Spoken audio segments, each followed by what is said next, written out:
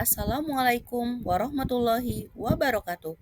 Salam dan bahagia Bapak Ibu guru hebat, guru penggerak, tergerak, bergerak, menggerakkan. Perkenalkan, saya Pida Ismaya, calon guru penggerak angkatan 11 dari SMA Negeri 1 Bati-Bati, Kabupaten Tanah Laut, Provinsi Kalimantan Selatan. Pada video kali ini, saya ingin memaparkan tugas 1.1.j, koneksi antar materi, kesimpulan dan refleksi pemikiran Ki Hajar Dewantara, modul 1.1. Kesimpulan dan refleksi terhadap pemikiran-pemikiran Ki Hajar Dewantara yang akan saya paparkan. Yang pertama, apa yang Anda percaya tentang murid dan pembelajaran di kelas sebelum Anda mempelajari modul 1.1. Yang kedua, apa yang berubah dari pemikiran atau perilaku Anda setelah mempelajari modul ini? Yang ketiga, apa yang dapat segera Anda terapkan lebih baik agar kelas Anda mencerminkan pemikiran Ki Hajar Dewantara? Pendidikan dan pengajaran tidaklah sama, yang mana pengajaran adalah proses pendidikan dalam memberi ilmu untuk kecakapan hidup anak secara lahir dan batin. Sedangkan pendidikan menciptakan ruang bagi murid secara utuh untuk bertumbuh secara utuh agar mampu memuliakan dirinya dan orang lain, serta menjadi mandiri. Kemudian, pendidikan pada hakikatnya menuntun atau memberi tuntunan terhadap kekuatan kodrat yang dimiliki anak untuk mencapai keselamatan dan kebahagiaan yang setinggi-tingginya, baik sebagai manusia maupun sebagai anggota masyarakat. Apa yang Anda percaya tentang murid dan pembelajaran di kelas sebelum Anda mempelajari modul 1.1?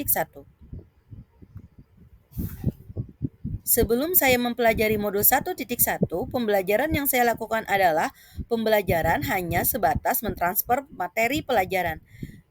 Kemudian, ketuntasan materi lebih penting daripada memahami karakteristik murid, dan saya hanya melihat nilai dari segi kognitif atau pengetahuan saja.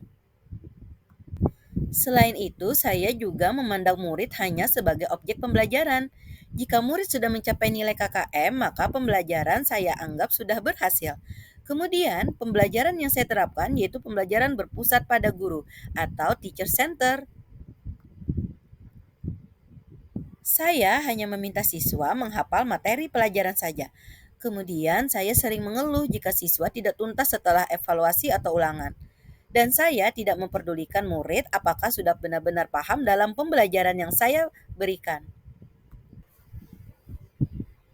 Apa yang berubah dari pemikiran atau perilaku Anda setelah mempelajari modul ini? Tapi setelah saya mempelajari modul 1.1 tentang pemikiran Ki Hajar Dewantara, saya menyadari bahwa apa yang saya pikirkan dan lakukan dalam pembelajaran masih kurang tepat. Setelah saya mempelajari modul 1.1, saya menyadari saya seharusnya melakukan pembelajaran secara menyeluruh, yaitu pembelajaran dari segala aspek pembelajaran, yaitu kognitif, afektif, budaya, spiritual, psikomotor, dan sosial.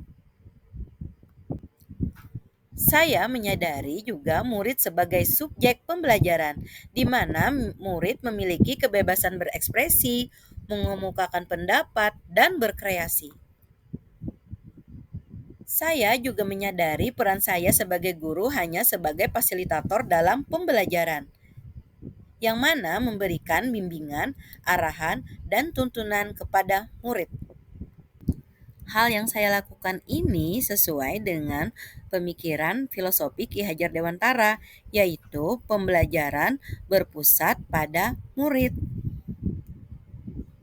Selanjutnya, saya menyadari bahwa saya harus mempelajari karakteristik murid, harus ikhlas dengan hati yang tulus dan penuh kesabaran, dan juga memberikan kesempatan murid untuk tumbuh sesuai dengan kodratnya. Apa yang dapat segera Anda terapkan lebih baik agar kelas Anda mencerminkan pemikiran Ki Hajar Dewantara?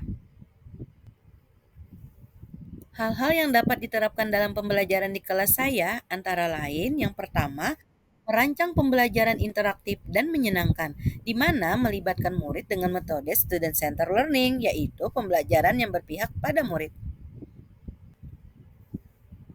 Kemudian, hal yang dapat saya terapkan dalam pembelajaran di kelas saya yang kedua yaitu menerapkan pemikiran abad 21 sesuai pemikiran Ki Hajar Dewantara, yaitu berpikir kritis, kreatif, kolaboratif, dan